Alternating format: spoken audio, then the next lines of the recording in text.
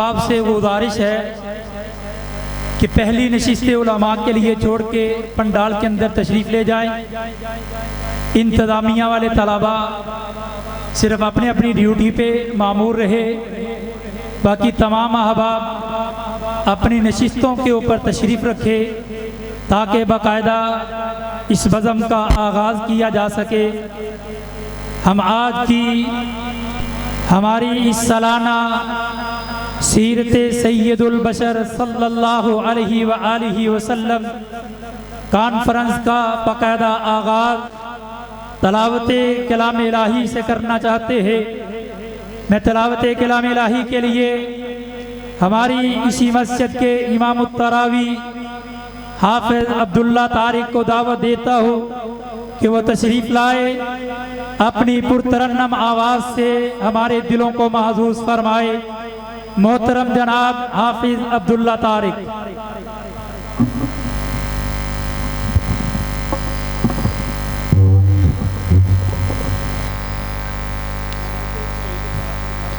अस्सलामु अलैकुम व रहमतुल्लाहि व बरकातुहू।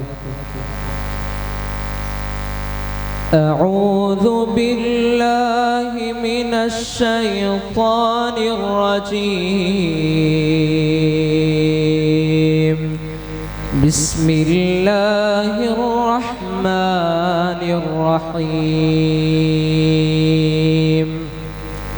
वइज़ क़ाल इब्राहीम रब्बि इजअल हाज़ल बलद आमिना वज्नुबनी वबनिय अन नअबुदल अस्नाम। रब्बि इन्नहुन्न अضلल्न कसीरम मिनन नास फमन तबिअनी फइन्नहु मिन्नी वमन असानी फइन्नक गफूरुर रहीम। रब्बना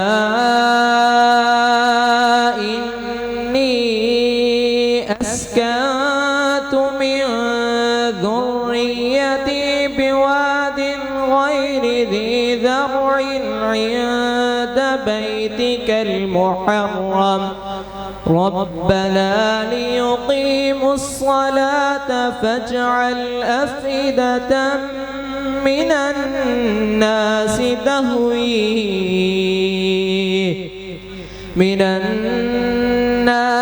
تهوي إليهم وارزقهم من الثمرات لعلهم يشكرون. ربنا إنك تعلم ما نخفي وما نعلن وما يخفى على الله شيء في الأرض ولا في السماء. الحمد لله الذي وهب لي على الكبر إسماعيل وإسحاق إن ربي لسميع الدعاء. رب اجعلني مقيم الصلاة ومن ذريتي ربنا